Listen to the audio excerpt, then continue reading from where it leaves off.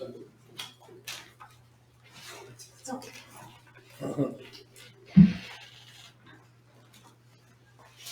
Abby, I'm an alcoholic. Hi, Abby. Okay, glad to be here, grateful to be sober today. Thank you, Clara, for asking me to do this.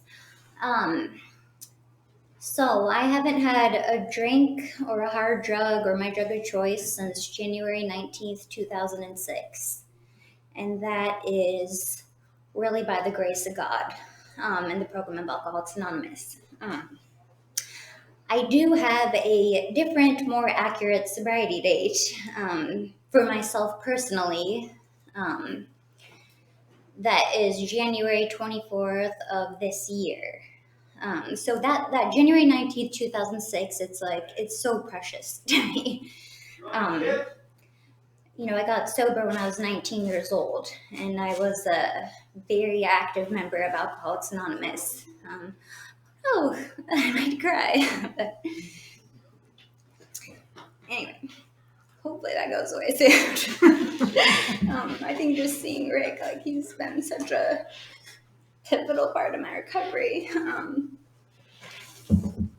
Anyway, so yeah, thank you.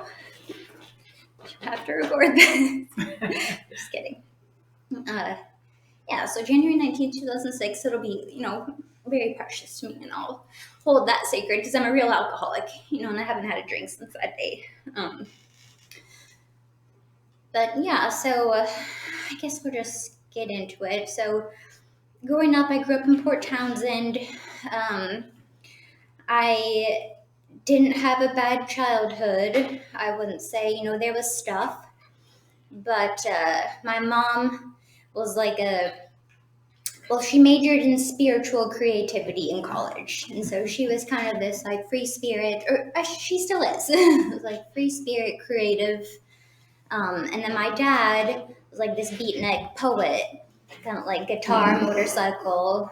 So both, very creative people, and neither of them are alcoholics or addicts, I don't believe, to my knowledge and experience. Kind of skipped a generation for me.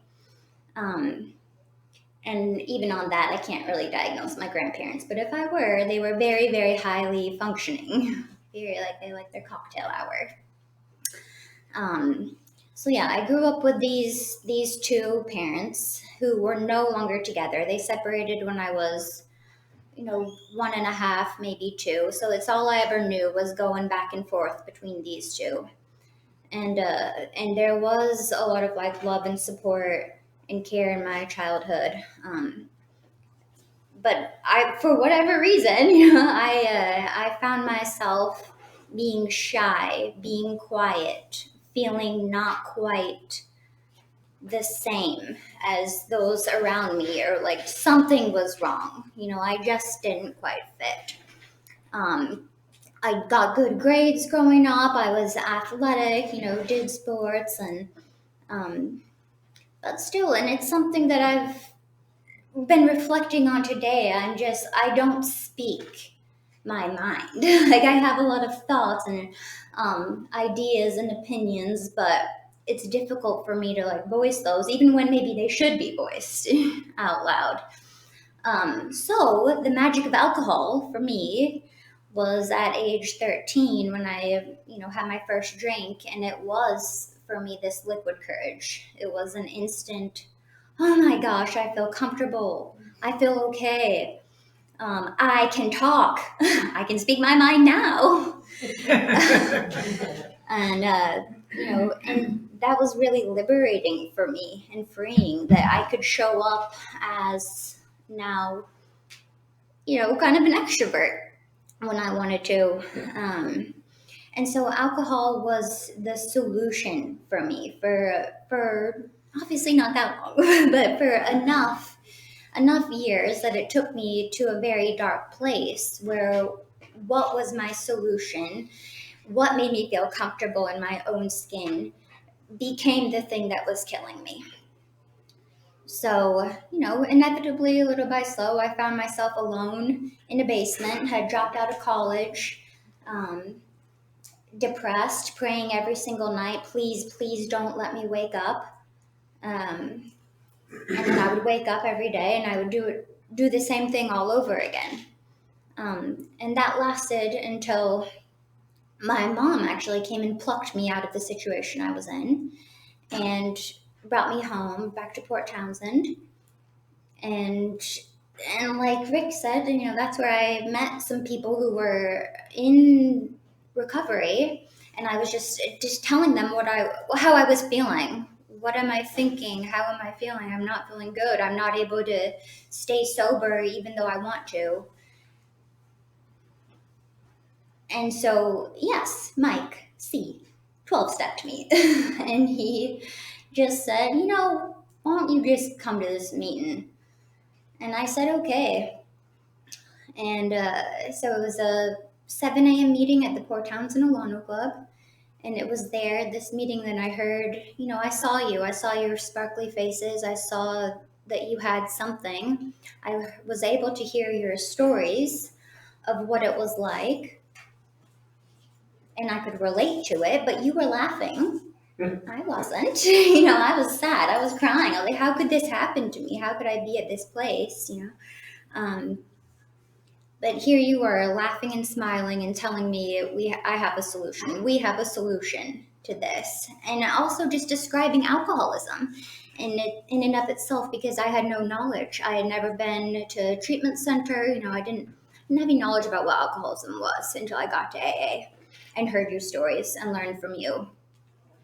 That inevitably we lose the ability to control our drinking. I have an obsession of the mind and a physical allergy of the body. Like, that made a lot of sense to me. When I drink to excess, and there's never enough. And then when I'm not drinking, I'm thinking about it. Like, when are you done talking so I can go get my drink? So that made sense to me. And I was just broken and willing enough to say, all right, I'll do it. I'll do whatever you say.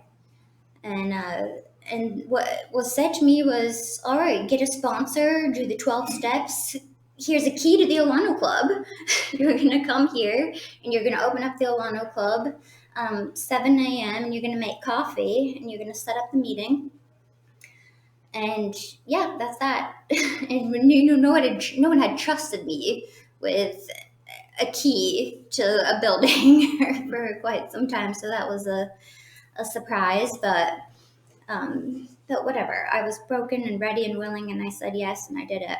I did it. They say listen to someone who has what you want and ask that woman to be your sponsor. I didn't do it. I made an AA related announcement, I think, and I just rose my hand and said, I'm Abby, I need a sponsor. And after the meeting, the little lady came up to me and she said, all right, I'm going to be your sponsor now. And it just happened to work out, that relationship. And she was a big book thumper, she was a big book person, and that was just what I needed. So she said, we're going to meet once a week at this time, and we're going to go through these 12 steps as outlined in the big book. You're going to call me every day so that when that phone feels like it weighs 1,000 pounds, or when you're going through something, tough, that phone doesn't feel like it weighs 1,000 pounds. You're used to calling me. You're used to making contact. That's not a rule, but it's something she suggested I did, and it helped. So it's something I asked my sponsors to do today, because it helps. It helped me. Whether they do it or not, that's okay. But it really did help me. So she worked me through the 12 steps and helped me to recover, from a seemingly hopeless state of mind and body. And I said, at the end, after working the 12 steps, I was like, okay, what do you want now? Now what? And she says, now you go do this with someone else. And so start raising your hand. And that was shocking to me. I remember when the first lady came up to me to ask me for help, and I was completely shocked. I thought, what? This isn't about me? I thought I was the golden child of AA in Port Townsend because I was 19 years old, like the only young lady.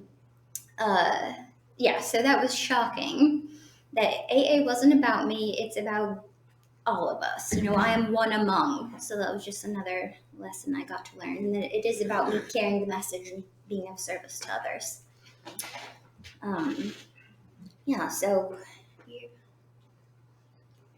years went on, and I was an active member, GSR, conferences, assemblies. I went to college in a different state in Minneapolis and got a degree and was living with sober people in a sober program at this amazing college. And, graduated from college, had a bachelor's degree, moved home, didn't know what I was doing. But stayed connected to AA, and little by slow figured it out. A different career path for me than what my bachelor's degree was in. So that was another interesting lesson.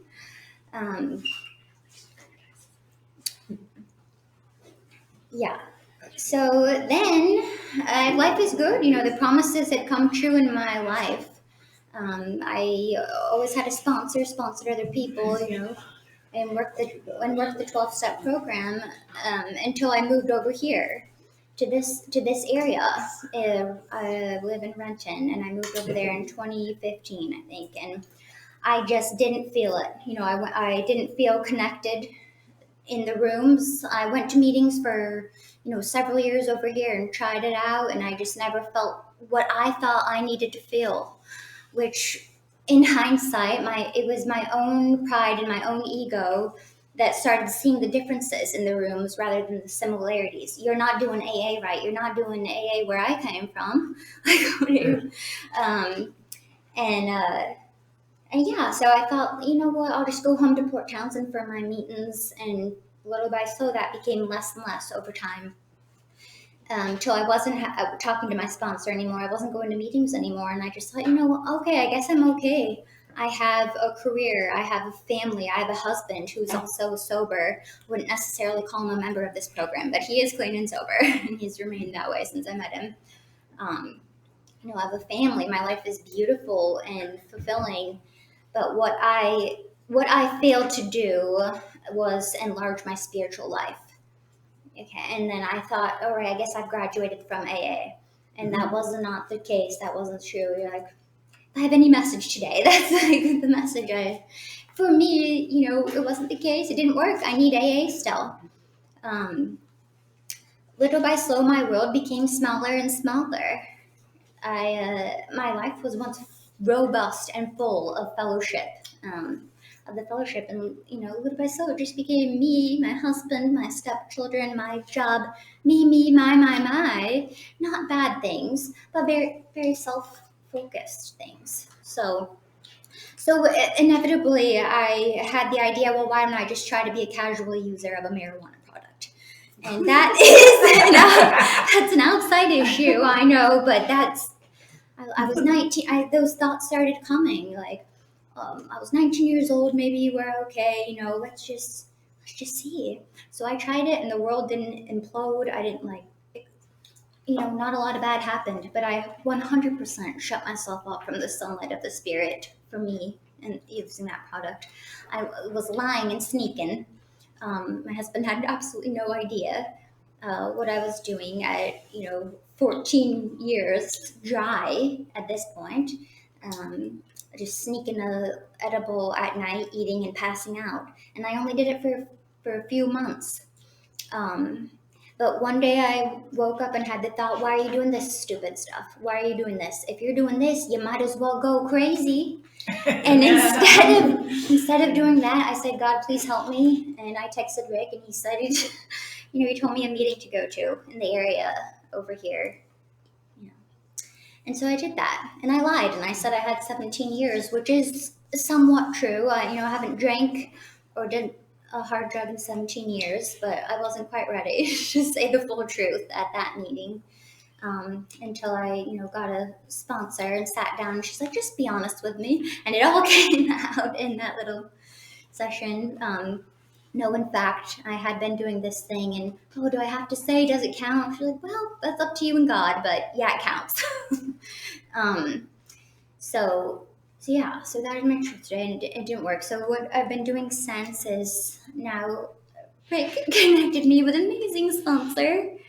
And I've started working the 12 steps again. We're in working with others, and like as I plug along through these amends, I've gotten to make some amazing amends of these like resentments I held for years in sobriety. Um, and now I want to be free of that. I want to be fully free. So I've gotten to make some years of resentment have melted away in this course of working the steps again. And I think my time is up. So I don't know. I'll just read this part. It's my favorite part of the big book. Job or no job, wife or no wife, we simply do not stop drinking so long as we place dependence upon other people ahead of dependence on God. Burn the idea into the consciousness of every man that he can get well regardless of anyone. The only condition is that he trusts in God and clean house. That's it, I guess.